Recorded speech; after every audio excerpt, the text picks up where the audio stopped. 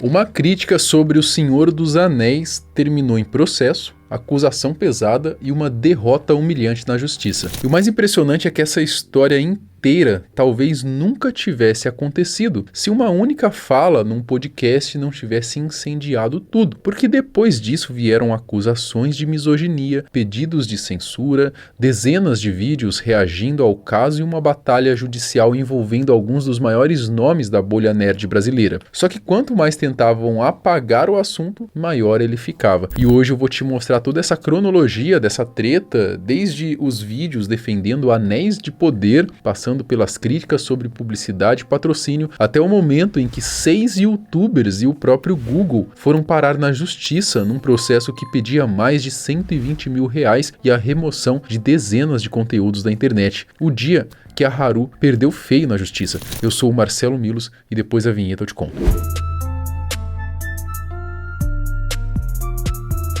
Pessoal, um recadinho rápido aqui a respeito da nossa live que a gente fez ontem lá ensinando você a como ganhar dinheiro com a Shopee. Eu quero primeiramente agradecer todo mundo que participou, todo mundo que aprendeu de graça lá na live, como o Atila aqui que ele deixou esse depoimento pra gente agradecendo o conteúdo que ele recebeu ontem lá. Pra quem não tá entendendo nada, tá, e quer aprender a ganhar dinheiro com a Shopee, eu vou deixar o link aqui na descrição. Você pode também escanear o QR Code que tá aparecendo aqui na tela, que eu pedi pro Tom ele separar uma aula gratuita pra você entender como é que funciona, beleza? Chama lá aqui na descrição ou QR Code aqui na tela. A Haru, ela é uma youtuber influenciadora de conteúdo nerd, conhecida por resenhas de séries, filmes, cultura pop. Do outro lado, estão criadores como o Gigante Richard, Ramsés o Pequeno, Wagner Tomazoni, do canal Tragicômico, Gabi, Sakura e Tio Fred. Todos foram arrastados por um processo judicial que durou mais de um ano. Tudo começou lá em 2024, quando a Haru passou a postar uma série de vídeos elogiando Anéis de Poder, adaptação do Senhor dos Anéis aí do Amazon Prime. Além dos elogios, ela também foi a público rebater as críticas que a galera fazia à série, chegando a dizer que, por amar o Senhor dos Anéis, amava tudo que estava relacionado à franquia. Foi então que o Gigante Richard ele apareceu com um vídeo analisando esse conteúdo, né, onde ele discordava dos elogios que ela fazia à série. Ele discordou da postura de fã incondicional, argumentando que o selo de uma franquia não obriga ninguém a engolir um produto ruim. Se você achar graça em detonar e odiar tudo aquilo que você ama, não vai ter felicidade nenhuma que chegue no seu coração. Não, mas isso é um raciocínio que não faz o menor sentido nem se você estiver fumado, porque não é uma questão de achar graça em detonar, é uma questão de que se você não detonar, simplesmente as coisas nunca vão mudar numa direção de qualidade maior. Ou você critica, ou você começa a tolerar tudo que lançam e jogam no teu colinho, e você fala que tudo que tá uma merda tá maravilhoso, porque sim, isso é a personificação do não vi e já amei. É aquele tipo de fã que se sente obrigado. Você está dentro de uma senzala ideológica onde você não pode discordar de nada, simplesmente porque tudo que tem a etiqueta daquele produto, você é obrigado a amar. Haru, isso não faz o menor sentido, certo? Mas a crítica principal do vídeo era Richard apontando que a Haru tinha parceria comercial ativa com a Amazon Prime para divulgar exatamente a série que ela estava defendendo. E que por causa dessa conexão, é natural, né? O público não tinha como saber o quanto da opinião dela era sincera ou roteirizada pelo patrocinador. Aquela parte do não vi já amei que é constrangedor, e com relação a Haru e sua relação com o Senhor dos Anéis, a gente realmente percebe que ela gosta muito da obra, mas devido ao seu relacionamento tão assim, próximo, essa conexão tão forte com o Amazon Prime Video no momento, não dá pra saber o quanto dessa opinião é brifada, é verdade, é sincera, o quanto que ela realmente gostou, o quanto que ela pode e não pode falar, tem certas coisas que a gente não tem como saber, ok? E basicamente é isso, espero que a Haru não tenha se ofendido com esse vídeo, porque você não precisa acreditar, mas é a opinião de muita gente. Na visão dele, não havia problema nenhum em influenciadores ganharem dinheiro com parcerias, mas eles não podiam exigir que o público tratasse as suas opiniões como isentas de um interesse comercial. Foi nesse mesmo vídeo que o Richard comentou que o raciocínio filosófico e pacifista de Haru parecia meio riponga, tá? Abre aspas aqui. Um termo que futuramente ela alegaria no podcast ter sido algo diferente e ofensivo. Bom, se tivesse ficado só por aí, seria só mais um debate de internet que acaba desaparecendo em alguns dias. Mas não ficou e novamente o efeito Streisand cantou.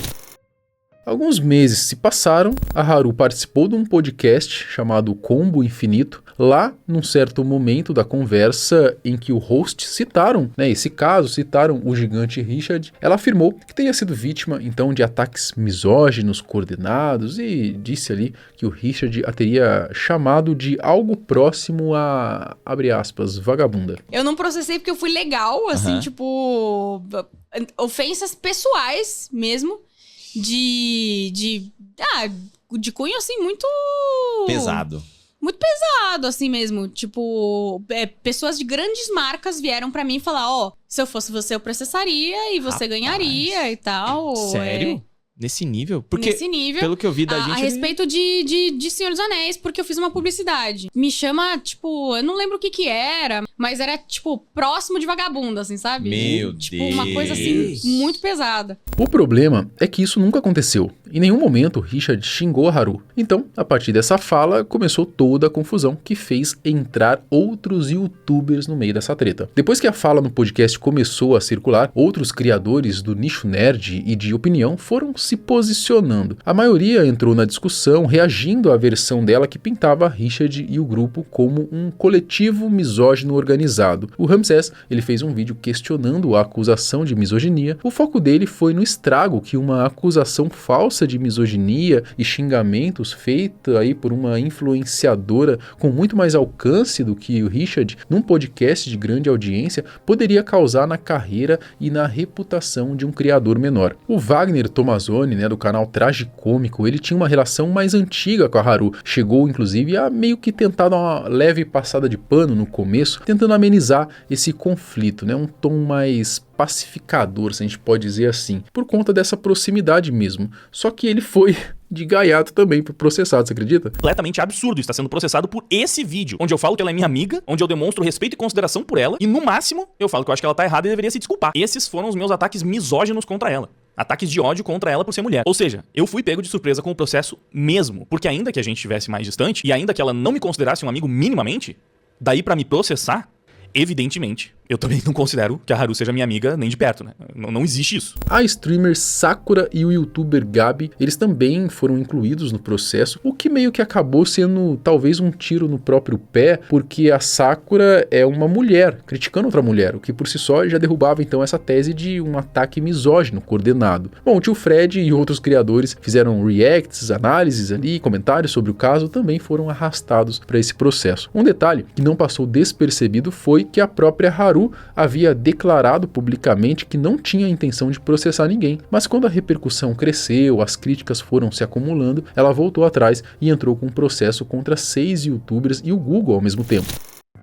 No final de 2025, a Haru entrou na justiça processando 6 criadores e o Google. Os pedidos foram bem ousados, né? Indenizações de mais de 120 mil reais, remoção de cerca de 50 vídeos e o mais polêmico de todos, uma censura prévia proibindo os réus de mencionarem sequer a existência do próprio processo. Na prática, ela queria que eles fossem silenciados e não pudessem nem falar o que estava acontecendo, o que estavam sendo processados. A estratégia de Richard foi, é claro, o oposto do silêncio. Ele produziu dezenas de vídeos aí expondo a sua versão e as provas. Curiosamente, apesar de o caso durar mais de um ano, o Richard revelou que nunca precisou comparecer a uma única audiência sequer. Os juízes entenderam desde o começo que a causa não tinha muita fundamentação. A justiça negou todos os pedidos liminares de Haru, classificando a tentativa de silenciar os réus como uma censura e afronta à ordem constitucional. Em maio de 2026, o Tribunal de Justiça de São Paulo confirmou a derrota por unanimidade. Os desembargadores concluíram 3 coisas principais. Os vídeos dos criadores eram meramente opinativos e críticos. Figuras públicas que se expõem voluntariamente têm menor proteção contra críticas do que cidadãos comuns, e as falas dos criadores foram uma reação defensiva legítima às declarações da própria Haru. Em outras palavras, se ela não tivesse inventado uma fala que nunca existiu lá no podcast, nada disso teria acontecido.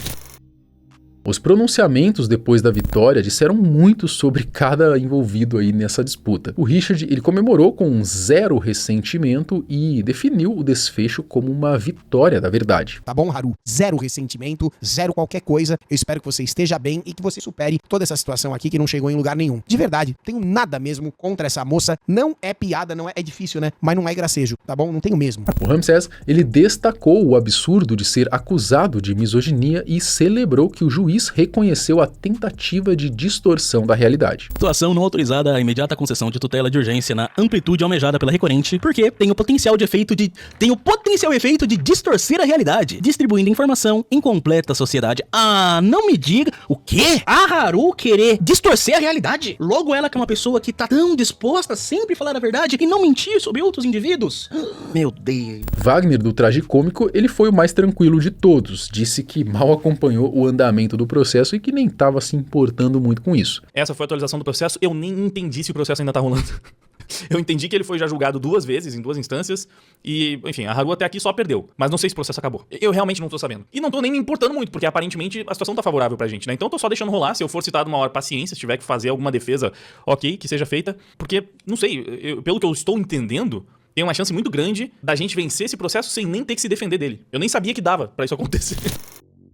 O efeito Streisand é quando alguém tenta esconder ou apagar algo e, ao tentar, acaba chamando muito mais atenção para o assunto do que se tivesse ficado quieto. O nome vem de Barbra Streisand, que processou um fotógrafo por registrar a sua mansão e transformou uma foto que ninguém tinha visto numa notícia internacional. O caso da Haru é meio que um manual de como aplicar esse efeito na prática. A crítica de Richard sobre publicidade teria sumido da memória coletiva em poucos dias. A fala falsa no podcast já estava gerando algum desgaste, mas também teria passado. O processo transformou tudo isso num caso de mais de 1 ano, com dezenas de vídeos, cobertura constante, uma derrota pública na justiça e uma decisão judicial que agora documenta para sempre que ela tentou calar críticas legítimas e perdeu. É mais ou menos o que eu e o biólogo Henrique estamos passando nesse momento com a Carol Capel. Você acredita? Bom, deixa aqui o que você acha sobre isso, todo esse processo, essa questão aí de influenciadores não gostarem de receber crítica e tentarem censurar. O que você acha disso? Comenta aqui embaixo.